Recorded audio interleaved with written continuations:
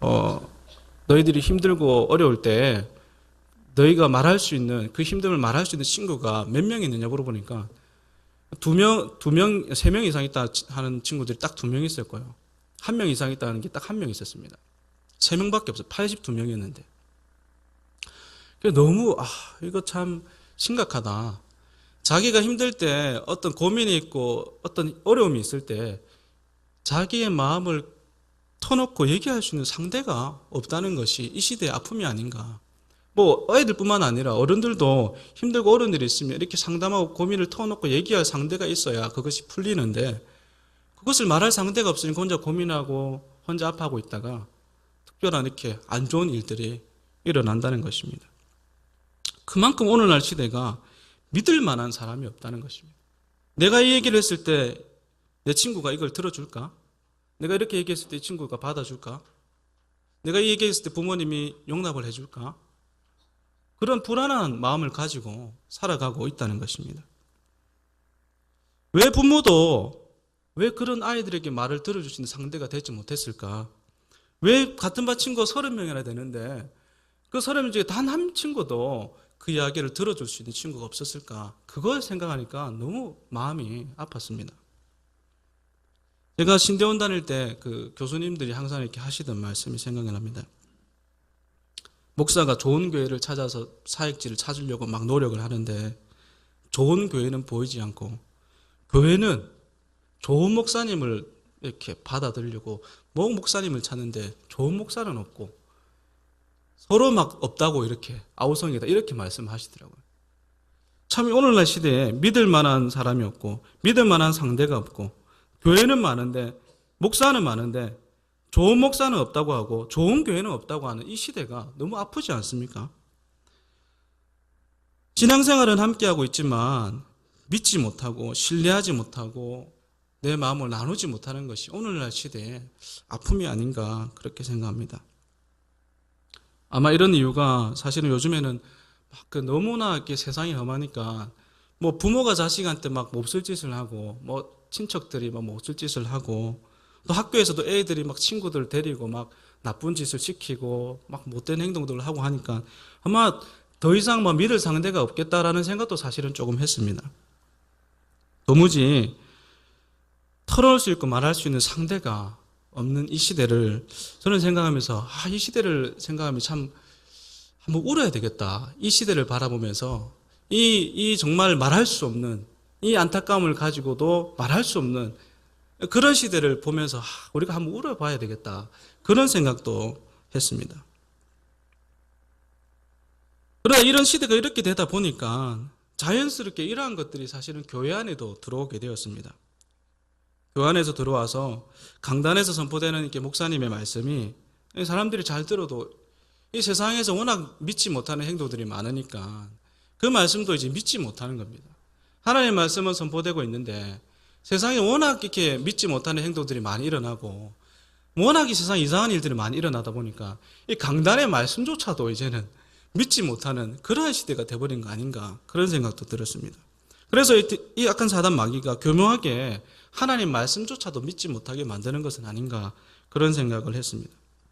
여러분 주일날 이렇게 예배를 마치시고 이렇게 집으로 돌아가실 거 아니겠습니까? 집으로 돌아가시면 저녁 식탁을 이렇게 가족끼리 식사를 하시면서 아마 그런 얘기를 하실 거 아닙니까?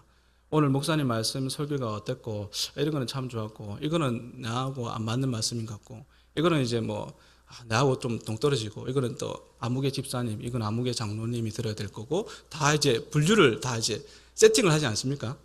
다 하시죠? 웃고 계시는 분들이 계신데 꼭 참고 계신 분들이 계신데요. 아마 다 하실 거라 생각합니다. 우리도 모르게요. 하나님 말씀으로 듣지 않고 이렇게 우리가 다 정화를 거치고 다 각을 뜨고 재단을 해버리는 거죠. 그래서 하나님 말씀이 어떤 거는 믿을 말씀이 되고 어떤 거는 믿지 못할 말씀이 되어버리는 그러한 현실 속에 우리가 살고 있다는 것입니다.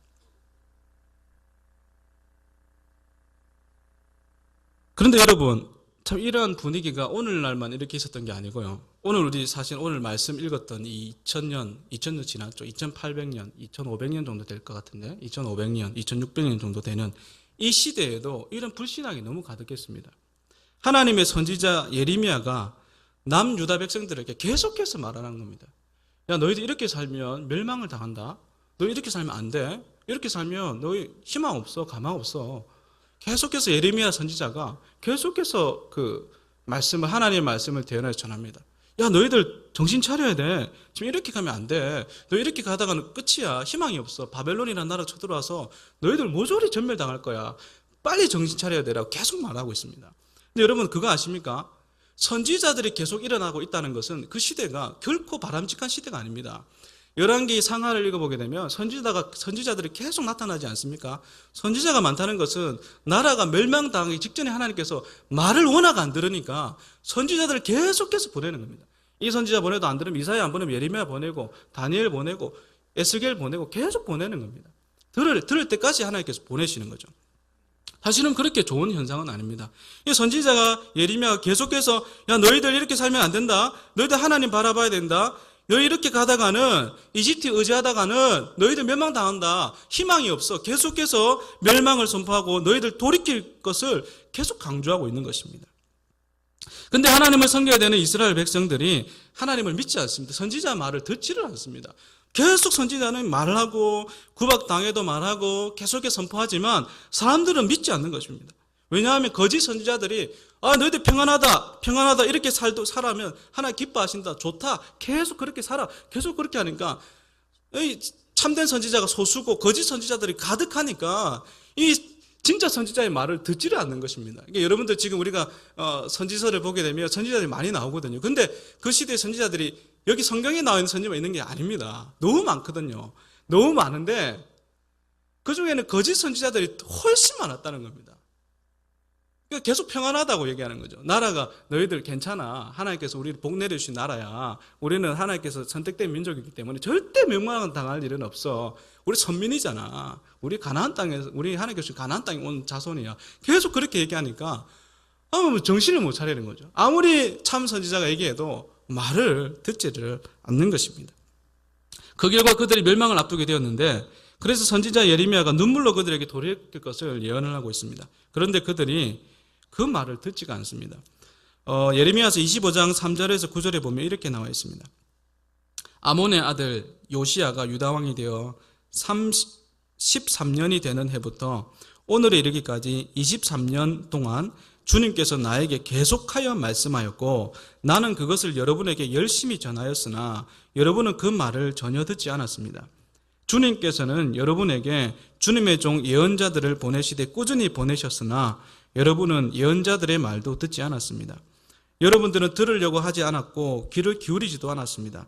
주님께서는 예언자들을 시켜 여러분에게 이렇게 말씀하셨습니다. 너희는 각기 자신의 악한 삶과 온갖 악행을 그치고 어서 돌아오너라. 그러면 나 주가 너희와 너희 조상에게 준 땅에서 너희가 길이길이 살 것이다. 또 너희는 다른 신들을 쫓아다니며 섬기거나 경배하지도 말고 손으로 만든 우상을 섬겨서 나의 분노를 격발시키지도 말아라. 그러면 나도 너희에게 재앙을 내리지 않겠다고 하였다. 그런데도 너희는 나 주의 말을 듣지 않고 오히려 손으로 만든 우상을 섬겨서 나 주를 경록해 하였으며 너희는 재앙을 당하고 말았다 하셨습니다. 그래도 듣지 않으니 이제 만군의 주님께서 이렇게 말씀하셨습니다. 너희가 나의 말을 듣지 않았기 때문에 내가 나의 종 바벨로니아 왕 느부갓네살을 시켜서 북녘의 모든 민족을 데려오겠다. 나 주의 말이다. 예레미야가 이렇게 계속 말을 하고 사실은 그 예레미야 입장에서는요. 그런 말을 하기가 싫거든요. 왜냐하면 좋은 말 하면 사람들이 좋아하지. 그 멸망당한다. 그런 말 하면 사람 듣기 좋겠습니까? 그것도 한두 번이죠. 계속 하면 여러분들에게 아마 계속 싫은 말을 하면 우리가 듣기 좋겠습니까? 당연히 싫죠. 예레미야도 아마 계속 얘기하면서 이스라엘 백성 듣지 않아서 얘기하다가 중간에 이거 하기도 싫고 그런 마음들이 계속 들었었습니다. 하지만 하나님께 계속 전하라고 하시니까 어쩔 수 없이 예레미야는 그 말을 계속 전하는 것입니다. 이스라엘 백성들 그렇게 생각했습니다. 우리가 어디 하나님의 선민인데 우리 민족이 어떻게 저 할례받지 않은 바벨론 민족에게 멸망을 당할까? 스스로 자신들이 그 테두리 안에 넣어서 계속해서 하나님의 말씀 듣지 못하는 그런 자리에 가버린 것입니다. 그래서 하나님께서는 오죽하시면 오늘 본문에 나오는 이방인인 레갑 자손, 레갑 민족을 등장시키고 있습니다. 사실은 레갑 민족은 이스라엘 민족들이 아닙니다. 이스라엘 민족이 아니고 나중에 설명을 드리겠지만 이방 민족이고 이스라엘 백성들이 출애굽할 때에 출애굽하는 과정에서 동참한 자들입니다. 그래서 하나님께서 야 너희들 왜 그래 정신을 안 차려? 너희들 왜 정신을 안 차려? 레갑 자손 한번 데리고 와봐. 레갑 자손 데리고 와서 한번 테스트 해봐. 레갑 자손 데리고 와가지고 포도주 한번 먹여봐. 예레미야에게 지금 그렇게 말하고 있는 것입니다. 2절을 한번 보겠습니다. 너는 레갑 사람들의 집에 가서 그들에게 말하고 그들을 여호와의 집 한 방으로 데려다가 포도주를 마시게 하라 하시니라. 하나님께서 예레미야에게 말씀하십니다. 이스라엘 백성이 말을 듣지 않으니까 레갑의 후손들을 한번 데리고 오라는 겁니다. 레갑의 후손을 데리고 와서 한번 포도주를 한번 마시게 해봐라. 그렇게 지금 말씀하고 있습니다. 그래서 예레미야가 레갑의 후손들을 다 불러 모았습니다. 다 불러 모아가지고 지금 뭐 어떻게 하냐면 포도주를 다 따라가지고 레갑의 자손들에게 주는 것입니다. 자, 포도주 가져왔으니까 이거 드시고 힘 좀 내십시오. 이렇게 포도주를 권했습니다. 그런데 레갑의 후손들이 포도주를 마시지 않았습니다. 6절을 보면 제가 세 번역으로 읽어드리겠습니다. 그러나 그들은 이렇게 대답하였다. 우리는 포도주를 마시지 않습니다. 우리 조상 레갑의 아들 요나답께서 우리에게 분부하였습니다. 너희는 포도주를 마시지 말아라. 너희뿐만 아니라 너희 자손도 절대로 마셔서는 안 된다. 레갑의 후손들이 아주 당당하게 예레미야 선지자가 포도주를 권했는데도 불구하고 우리는 마시지 않습니다. 우리 조상 요나답이 절대 그 마시지 말라고 말씀하셨습니다. 그래서 우리 그 말씀을 듣고 절대 포도주 가까이 않습니다. 그렇게 대답했습니다. 그뿐만이 아니라 한마디 더 합니다. 거기 더해서 한마디 더 하고 있습니다. 7절부터인데요. 너희가 집도 짓지 말며 파종도 하지 말며 포도원을 소유하지도 말고 너희는 평생 동안 장막에 살아라.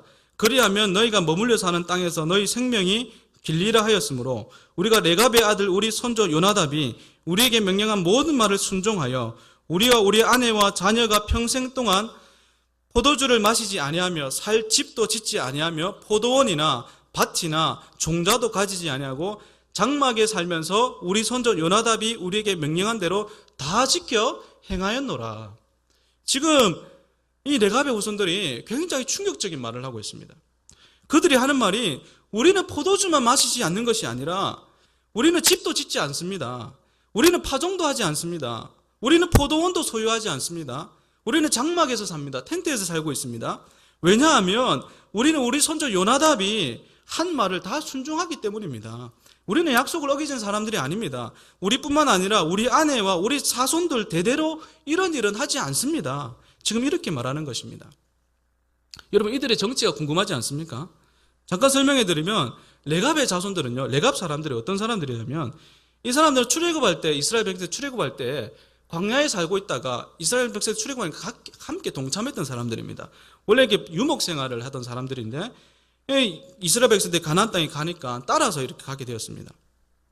그리고 그들이 가나안 땅에 향해서 도착했을 때 가나안 땅에 도착해서 다시 이 사람들은 유목 생활, 반유목 생활을 계속했었습니다. 또한 이들은 나시린의 패턴을 가지고 있습니다. 나시린이라는 하면 다 아시죠? 머리에 싹두를 대지 않고 포도주를 가까이 하지 않는 나시린의 패턴을 계속 같이 함께하고 있었습니다. 그리고 그들의 조상, 바로 요나답이라는 사람이 나오는데 이 요나답이라는 사람이 참 대단한 사람입니다. 성경을 좀 아마 읽으신 분들은 알고 계시겠지만 열왕기하 10장 15절에서 28절에 보면 이 레갑의 아들 요나답이 어떤 인물인지가 명확하게 나와 있습니다. 간단하게 말씀드리면 이 요나답이 어떤 인물이었냐면 예후왕 아시죠? 예후왕. 그 아합 왕을 이렇게 무찌른 예후왕이 있는데요. 이 예후왕이 종교개혁을 할 당시에 이 요나답이 동참을 했습니다. 예후가 그 악한 아합의 자손들을 멸하기 위해서 이스라엘로 가던 중에 요나답을 만나서 함께 동참해 줄 것을 요구했습니다. 함께 가자. 당신 정도면, 당신의 가문 정도면 이 하나님의 말씀을 순종하고 따를 준비가 된 걸로 보이는데 나와 함께 가자 하니까 요나답이 동의했습니다. 아합과 함께 동참해가지고 종교개혁을 이루는데 쓰임받았던 민족입니다. 그리고 이 요나답은 신앙의 지조가 있었습니다. 왜냐하면요, 요나답이 바알의 제사장들을 다 타파하는 일에 예후와 함께 동참하였는데 요즘 말로 하면 이렇게 어떤 큰 왕을 옆에 섬기고 그러니까 대통령을 옆에 섬기는 그런 정도의 인물이지 않습니까? 그러면 이 종교개혁이 끝마치고 나면 이 요나답은 어떻게 돼야 됩니까? 예후 왕 같은 경우는 이 요나답을 그냥 돌려보내겠습니까? 아니죠, 절대 아니죠. 데리고 친복으로 삼든지 신복으로 삼든지 어떤 자리를 주든지 그렇게 해야 되지 않습니까? 근데 요나답이 어떻게 했냐면 엘리야가 예언한 대로 앞 가문을 다 멸절한 이후에 우상도 다 이렇게 제거한 이후에 그냥 다시 유목생활을 하러 가버립니다. 그냥 유목생활에도 가버립니다. 그냥 우리 같으면 예후왕과 함께 이렇게 큰 공을 세웠기 때문에 한 자리를 이렇게 기대할 만도 한데요. 그렇지 않습니까? 저도 막 그렇게 생각이 들 것 같아요. 한 자리를 좀 기대하는 마음이 다 생길 거 아닙니까? 근데 요나답은 다시 내려놓고 유목생활을 하러 돌아가 버립니다. 아마 예후왕이 계속 잡았을 것 같아요. 같이 함께 하자. 야, 너 정도면, 너희 가문 정도면 신앙의 정통성이 있어. 함께 하자. 이렇게 했을 것 같은데 아마 그냥 가버렸습니다. 그리고 요나답이 중요한 말을 했습니다. 그 후손들에게 명령을 했습니다. 첫째, 술을 먹지 말라. 둘째, 계속해서 천막 생활을 하면서 유목 생활을 해라. 이 두 가지를 후손들에게 명령을 한 것입니다. 8절에서 10절을 보겠습니다.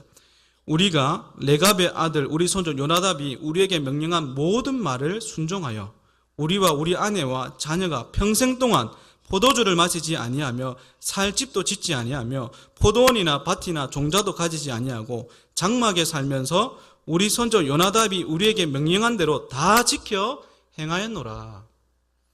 지금 레갑의 아들 요나답의 후손들이 이 말을 지금 하고 있습니다. 우리 손주 요나답이, 우리 손주 레갑이 우리를 향해서 이렇게 명령을 했던 것들을 우리는 하나도 잊어버리지 않고 다 기억하고 우리는 지금까지 순종하며 살고 있습니다. 그런데 우리가 어떻게 이 포도주를 우리가 어떻게 마실 수가 있습니까? 지금 그렇게 얘기하는 것입니다. 여러분, 그런데요, 왜 예레미야가 하나님께서 예레미야를 통해서 레갑의 후손을 데리고 와서 포도주를 마셔봐라, 테스트 해보라 한지 아십니까? 이스라엘 백성들은 하나님과 약속을 지키지 않는다는 것입니다. 하나님께서 안타까운 마음에 너무 이스라엘 백성들이 하나님의 말씀을 지키지를 않으니까, 도무지 얘기를 해도 듣질 않으니까 레갑의 후손 데리고 와서 너희 한번 테스트 해봐라. 그 이방 민족인 레갑의 후손도 그 조상들이 한 약속을 지키기 위해서 지금까지 포도주를 입에 대고 있지 않다. 집도 짓지 않는다. 장막에 살고 있다. 아직까지 그들은 그렇게 하고 있다. 지금 그걸 강조하기 위해서 하나님께서 야, 예레미야야, 레갑의 후손들 한번 불러봐. 그리고 포도주 한번 마시라고 해봐. 어떻게 행동하는지 한번 들어봐. 지금 그렇게 얘기하고 있는 것입니다. 이들은 언약의 백성이 아닌데도 출애굽 때부터 지금까지 하나님의 말씀을 지키고 신앙의 지조를 가지고 살고 있는데 너희는 지금 뭐 하고 있느냐? 너희는 지금 정신 차려야 될 백성들이 뭐 하고 있느냐? 지금 하나님께서 그렇게 말씀을 하고 있는 것입니다. 14절과 16절입니다. 레갑의 아들 요나단이 그의 자손에게 포도주를 마시지 말라 한 그 명령은 실행되도다. 그들은 그 손조의 명령을 순종하여 오늘까지 마시지 아니하거든. 내가 너희에게 말하고 끊임없이 말하여도 너희는 내게 순종하지 아니하도다. 레갑의 아들 요나답의 자손은 그의 손주가 그들에게 명령한 그 명령을 지켜 행하나 이 백성은 내게 순종하지 아니하도다. 하나님이 오죽 답답했으면 이 레갑의 후손들을 불러서 예레미야에게 예언하게 하십니까? 저는 인정하기 싫어도 오늘날 시대가 이런 시대라고 생각합니다. 하나님께서 레갑의 후손들에게 술을 먹지 말라고 하는 그 신앙의 지조를 지키라는 그 말을 하고 있는데 오늘 우리가 신앙의 지조를 지키는 사람이 어디 있습니까? 그 당시 이스라엘 백성들 레갑의 후손들은 술을 안 먹는 것이, 포도주를 먹지 않는 것이 그들과 구별점이라고 하면 오늘날은 세상 사람들과 우리의 구별점이 어디에 있습니까? 여러분들이 나는 세상 사람들과 다르다라는 구별점을 어디에 두고 있습니까? 레갑의 후손들은 포도주를 마시지 않는 것이 장막집에 살고 자기 집을 가지지 않는 그 자체가 나는 당신들과 다른 사람입니다 라는 신앙의 고백인데 오늘날 우리는 어떤 모습으로 세상과 다르다는 것을 어떻게 여러분들 나타내고 계십니까? 여기 계신 여러분들은 어떤 모습으로 나는 하나님 믿는 사람이다, 나는 당신들과 함께 살지만 나는 다른 사람입니다 라는 것을 어떤 모습으로 표현합니까? 저는 요즘에 우리가 저를 비롯해서 우리가 정말 구별점이 없다. 레갑의 후손들처럼 뭔가 달라 구별점이 있어야 되는데 구별점이 없다. 다 똑같다. 행동하는 것들, 말하는 것들 다 똑같다. 저를 포함해서요. 다 비슷하다. 그래서 참 이 시대가 아픕니다. 하나님께서는 우리에게 계속해서 말씀하시는데, 계속해서 예레미야를 통해서 그 시대에도 말씀하시고 오늘날도 계속해서 말씀하시는데, 우리는 구별점이 없다는 것입니다. 별반 다를 바가 없다는 것입니다. 오늘 세상 사람들 우리에게 계속 그렇게 말하지 않습니까? 너나 우리나 뭐가 다르냐고. 너는 예수 믿는 것밖에 다른 것, 그것밖에 다른 것이 뭐가 있냐고. 그렇게 우리에게 말하지 않습니까? 우리가 특별히 내세울 것이 뭐가 있습니까? 예수 믿는다는 것, 믿는다는, 그건 우리 안에서 통용되는 것이고요. 바깥 세상 사람들은 우리를 통용하지, 그것 가지고 우리를 통용하지 있는 것이 아니지 않습니까? 우리는 뭘로 예수 믿는다라고 우리 말할 수 있습니까? 오늘 한국교회가 세상 가운데 만신창이가 되어버렸습니다. 좋은 소식이 하나도 들려지지가 않습니다. 계속해서 안 좋은 기사들만 계속 일어나고 있습니다. 뉴스를 볼 때마다 저는 겁이 나더라고요. 이렇게 클릭을 하면 막 계속 공격들만 있고 안 좋은 소식들만 있고, 어떤 우리가 하나님 앞에서 잘 살아가지고 열심히 하나님 말씀 순종해가지고 어떤 선한 일이 일어났다라는 기사들은 전혀 없고, 매일 보면 계속해서 안 좋은 일들, 어떤 교회 안에서 어떤 일이 일어났다, 어떤 목사님이 어떤 일을 했다, 어떤 장로님이 어떤 일을 했다, 계속 안 좋은 일이 일어나지 않습니까? 세상 가운데 우리가 정말 만신창이가 되는 것 같습니다. 희망이, 기대감이 보이지 않는 그런 시대로 우리가 살고 있는 것 같습니다. 저한테는 하나님께서 계속 그런 마음을 주십니다. 정신 차려라고. 정신 차리고 하나님 말씀을 잘 듣고 똑바로 살아라라고 그렇게 말씀하십니다. 그리고 이 시대를 향해서, 이 시대를 이런 아픔을 보고 좀 울어라라고 마음을 주십니다. 비참하게 만신창이가 된 한국교회를 보고, 또 이 자녀들을 보고, 이 아이들을 보고 한번 울어보라고 말씀하십니다. 이 비극적인 세대를 보면서도 울지도 않고 뭐하냐고 그렇게 말씀을 하십니다. 여러분들은 세상 사람들과 다를 게 뭐 있습니까? 여러분 뭘 가지고, 다른 어떤 거룩함을 가지고 살고 있습니까? 우리 신앙의 선조들은 술, 담배 안 하는 걸로 세상과 다른 구별점을 삼고 그것을 거룩이라고 하고 생각하고 살아왔었습니다. 오늘날은 무엇으로 우리가 하나님의 택한 자녀라고 세상 가운데서 그렇게 말할 수 있습니까? 여러분들 뭘 가지고 말할 수 있습니까? 예수 믿는 것 빼고는 별반 다른 게 없지 않습니까? 예레미야 시대나 지금이나 별반 다를 게 없습니다. 오늘날도 우리는 쓴소리를 싫어합니다. 나에게 듣기 좋은 말만, 그 좋은 말만 계속 귀담아 들으려고 하고, 나한테 조금만 좀 안 좋으면 다 그냥 걸러버리고, 다 이렇게 각을 떠버리고, 다 이렇게 거름망에 다 걸러버려서 나한테 듣기 좋은 말들만. 그 예전에 이스라엘 백성들이 예레미야 때도 마찬가지고 거짓 선지자들이 하는 말만 들었던 것들처럼 좋은 말만 들으려고 하는 것입니다. 예레미야가 하는 그 쓴소리는 한 귀로 듣고 한 귀로 흘러버렸습니다.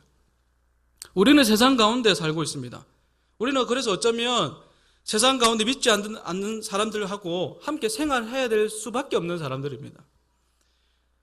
그런데 문제가 무엇이냐면, 우리가 그들에게 예수 믿는 자로서의 영향력을 크지는 않더라도 작지만 그래도 예수 믿는 사람이구나 라고 그렇게 어떤 모습들이 나타나야 되는데, 그것이 나타나지가 않는 것이, 그것이 문제입니다. 도리어 나타나지 않는 것뿐만 아니라 도리어 우리가 끌려가는 것입니다. 그러니까 끌려가 버리죠, 그냥 자연스럽게. 그게 문제입니다. 여러분 다니엘과 세 친구를 한번 보십시오. 다니엘과 세 친구를 기억하십시오. 여러분 다니엘과 세 친구가 바벨론의 포로로 잡혀가가지고 거기에서 오랫동안 예언을 하고 왕들을 보좌하면서 이렇게 살지 않습니까? 근데 그들은 참 특별한 게 있습니다. 그들의 이름을 계명을 하라고 이렇게 거기서 그 나라에서 계명 정책을 쓰죠. 다니엘이 벨드살살이라고 하고, 하냐냐는 사드락, 미사엘은 메삭, 그리고 아사라는 아벳느고라고 이렇게 계명을 합니다. 오늘날로 하면 이렇게 우리나라 사람들 일제시대 때 이름을 바꾸는 그런 형상들이죠. 이게 바벨론 사람들이 이 아이들을 데리고 가서 바벨론화 만드는 겁니다. 바벨론 사람으로 만드는 겁니다. 바벨론식 사고방식으로 완전히 탈바꿈시키기 위해서 이 다니엘과 세 친구들을 이렇게 교묘하게 교육을 시키는 것입니다. 근데 이 다니엘과 세 친구들은 거기에는 별다른 반응을 하지 않습니다. 괜찮다고, 그것까지는 내가 괜찮다라고 그냥 넘어갑니다. 그거는 괜찮다고 그냥 아무 말 하지 않고 그냥 자연스럽게 넘어갑니다. 우리는 때로는 그런 게 필요합니다. 세상 사람들과 살면서, 우리가 예수 믿는 사람으로 살면서 동화될 필요 있습니다. 어떤 부분에서는 우리가 그냥 용납하고 같이 생활하고 그들의 의견을 듣고 따라갈 필요는 분명히 있습니다. 그래 우리가 또 그 가운데서 예수님을 전해야 되고 우리 함께 살아야 되기 때문에 분명히 그것이 필요합니다. 그런데 중요한 것은요, 이 다니엘과 세 친구들이 그것은 용납을 했는데 마르득 신에게, 바벨론의 마르득 신에게 바쳐진 재물을 먹으라고 했을 때는 그것은 단호하게 그건 아닙니다라고 얘기합니다. 그건 아니지. 그건 아닙니다. 그거는 말이 안 됩니다. 그거는 용납할 수 없습니다. 그거는 우리 신앙인의 자세가 아닙니다. 단호하게 얘기합니다. 만약에 절하지 않고 그걸 먹지 않았을 때는 죽을 수밖에 없는, 왕의 명령인데 왕의 명령을 거역하면 죽을 수밖에 없는데도 다니엘과 제 친구들은 그거는 아니지. 그거는 우리 신앙하고는 전혀 맞지 않는다. 다른 것은 내가 용납할 수 있는데 그거는 아닙니다라고 단호하게 노라고 대답합니다. 우리도 이러한 것들이 필요하지 않습니까? 다른 것은 타협할 수 있습니다. 다른 것은 이해해 줄 수 있습니다. 그런데 우상숭배에 바친 재물은 그건 아니라는 것입니다. 우리가 이런 결단이 필요하다는 것입니다. 우리가 신앙에 타협을 하고 물을 타고 희석을 시키고 우리도 모르게 신앙생활을 내 마음대로 이렇게 혼합을 시켜서 나의 신앙의 신앙관으로 만들어가지고 어떤 개인마다 다 신앙의 색깔들이 다 달라져 버린 그런 시대를 살고 있습니다.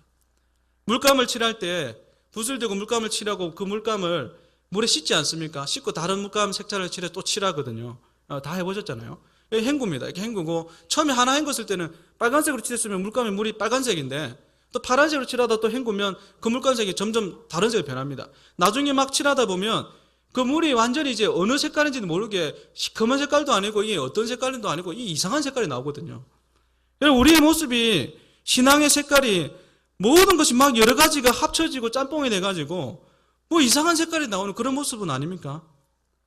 아주 이상한 색깔, 검은색도 아니고 이거는 뭐 이 이상한 색깔이 나와가지고 이게 무슨 색깔인지 도무지 구분할 수 없는 그런 색깔이 되어버린다는 것입니다. 처음에는 빨간색이었죠. 처음에는 파란색이었죠.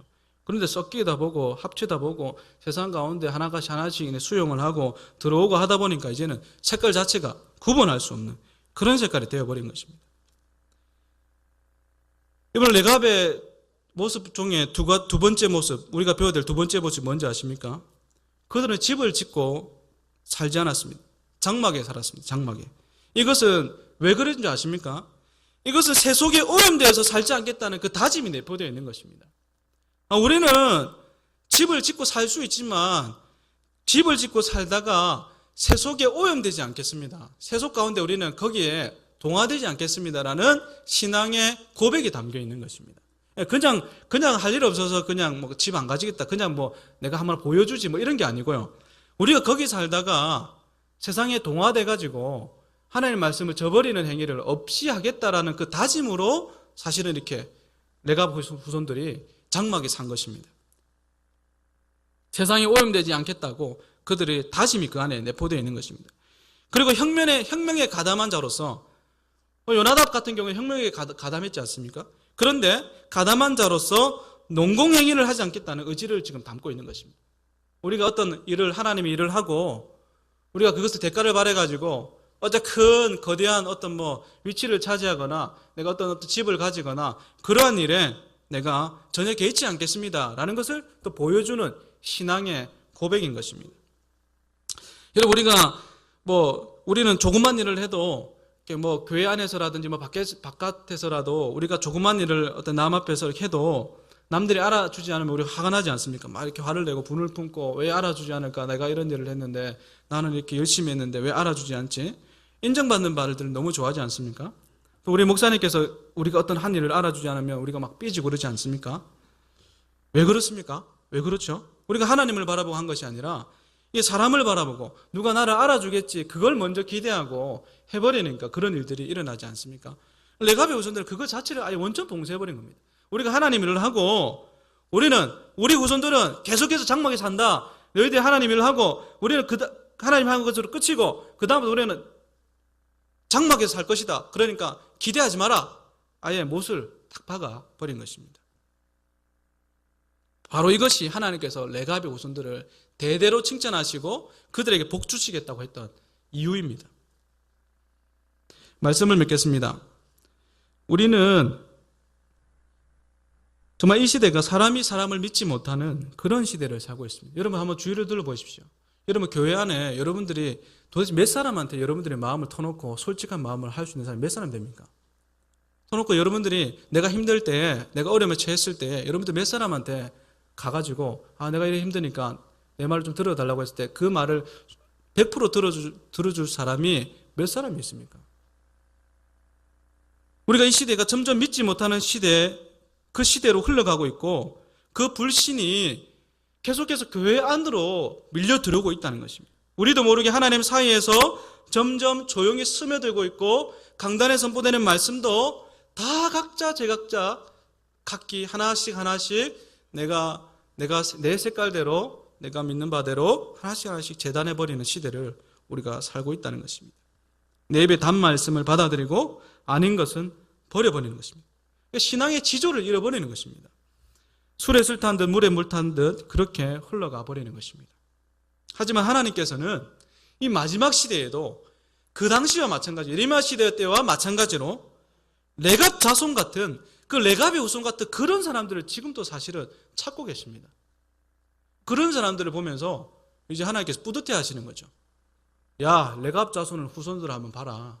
야, 레갑 자손들은 사실 이방인이었는데도 불구하고 그들은 출애굽할 때부터 지금까지 아직도 한 번도 포도주를 가까이 하지 않고 있다. 신앙 지키기 위해서. 그들은 아직까지 집을 짓지 않고 지금 텐트에 살고 있다. 너희들 꼭 봐라. 너희들 정신 차려라. 그렇게 말씀하시는 것입니다. 우리도 이 믿음의 유산을 가진 자들이 되어야 됩니다. 우리 조상이 우리에게 그 믿음을 우리에게 물려주셨다. 그 정말 순전한 믿음을 물려주셨다. 여러분 우리 고신교단이 그런 신앙의 정말 유산을 물려받았지 않습니까? 근데 여러분 오늘날 사실 우리가 그 신앙 유산을 가지고 있는 사람들이 몇 명이나 됩니까? 우리 신앙의 선배들이 선조들이 목숨 걸고 우리 그 정체성을 가지고 그렇게 신앙생활을 했지 않습니까? 근데 여러분 그것은 정말 좋은 일인데요. 오늘날 그 신앙을 전수받아가지고 그 신앙을 개성하는 사람들은 도대체 몇 명이 있습니까? 사실 몇 명이 있습니까? 그 우상 숭배하지 않으려고 목숨 걸고 그렇게 했던 우리 신앙의 선배들이지 않습니까? 손주들이지 않습니까?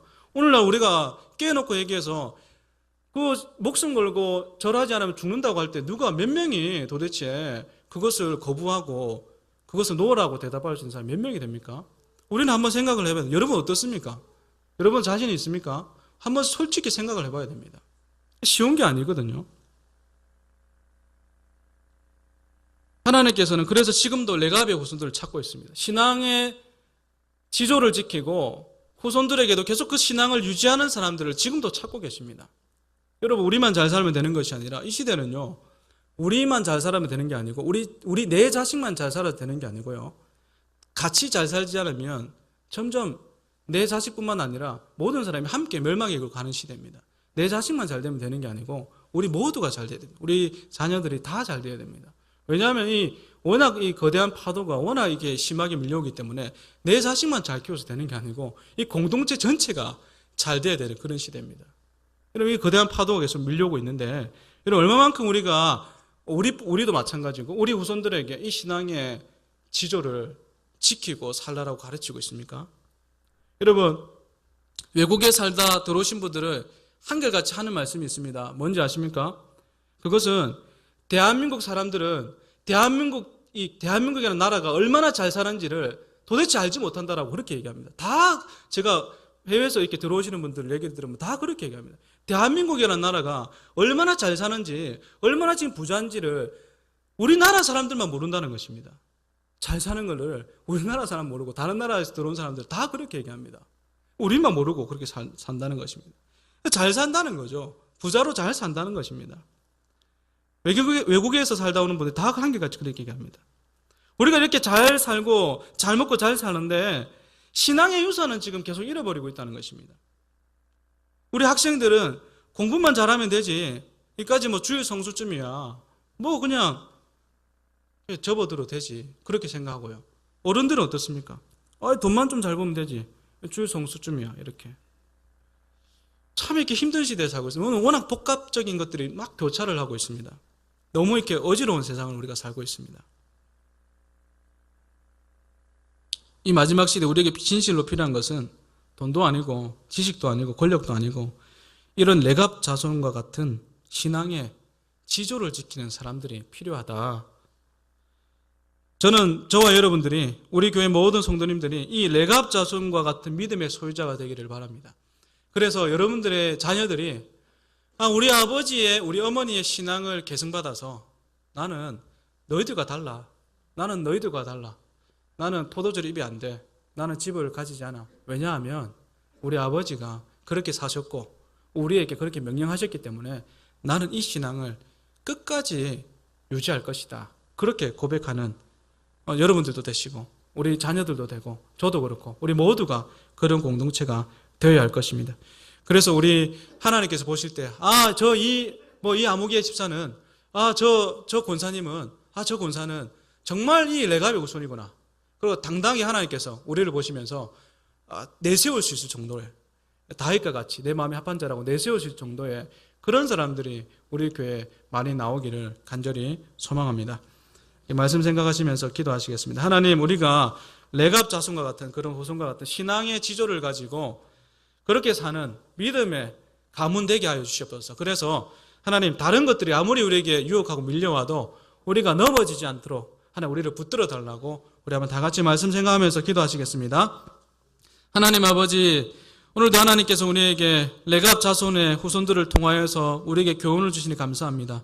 그들이 하나님 이방의 민족이었지만 하나님 출애굽하면서 그들에게 동참하여서 지금까지 그때까지 포도주를 입에 대지 않고 텐트 가운데 살면서 신앙의 유산을 계승하고 있었습니다. 하나님께서는 안타까운 마음에 그 레갑 자손을 불러서 이스라엘 민족들에게 레갑 자손을 좀 보라고, 레갑 자손의 신앙을 좀 본받으라고 그렇게 말씀하고 있었습니다. 하나님, 오늘날 우리의 모습이 혹시나 다른 것은 다 갖추어져 가는데 신앙의 유산은, 신앙은 점점 잃어버리고 있는 것이 아닌지 하나님 뒤돌아보게 됩니다. 다른 것은 다 있는데, 돈도 있고 명예도 있고 권력도 있고 다른 것은 다 유지하고 있는데 신앙은 점점 잃어버리는 것이 아닌지 하나님 생각해 봅니다. 하나님, 우리를 불쌍히 여겨주시고 혹시나 우리의 마음 가운데 다른 것들이 너무나 많아서 신앙이 들어갈 자리가 없다면 하나님 우리를 용서하시고 예수 그리스도의 보혈로 씻어주시고 깨끗게 하여 주시고 하나님께 주신 그 은혜의 그 믿음들이 날마다 우리 가슴 속에서 숨 쉴 수 있도록 하나님 도와주시옵소서. 하나님 도와주시옵소서. 인도하여 주시옵소서. 불쌍히 여겨주시옵소서. 아버지 하나님, 하나님 오늘도 우리에게 말씀을 주셔서 감사합니다. 하나님, 마지막 시대에 하나님 정말 세상이 점점 이상해지고 점점 우리가 알 수 없는 길로 향해 가고 있고 이러한 시대를 우리가 살고 있습니다. 하나님, 정말로 거대한 파도와 같은 이런 파도의 모습으로 우리를 향해서 삼키듯이 달려오고 있습니다. 하나님, 우리가 정신을 차리지 않으면 어느 순간 우리도 그 파도에 묻혀서 그렇게 흘러가 버립니다. 하나님, 우리를 불쌍히 여겨주시고 무엇보다 하나님, 우리가 레갑 자손의 신앙만은 놓치지 않는 저희들 되게 하여 주시옵소서. 하나님, 우리가 돈도 있고 명예도 있고 권력도 있고 좋은 집도 있고 좋은 차도 있는데 더 중요한 것, 이 신앙, 이 믿음, 이것은 절대로 하나님 우리가 놓치지 않도록 하나님 우리들을 붙들어 주시옵소서. 그래서 하나님 보실 때에 저 자손은, 저 집사는, 저 장로는, 저 권사는 레갑 자손의 후손이구나 하고 많은 사람들에게 보여줄 수 있는 그러한 자들이 바로 우리가 될 수 있도록 하나님 우리를 붙들어 주시옵소서. 예수님 이름으로 기도드립니다. 아멘.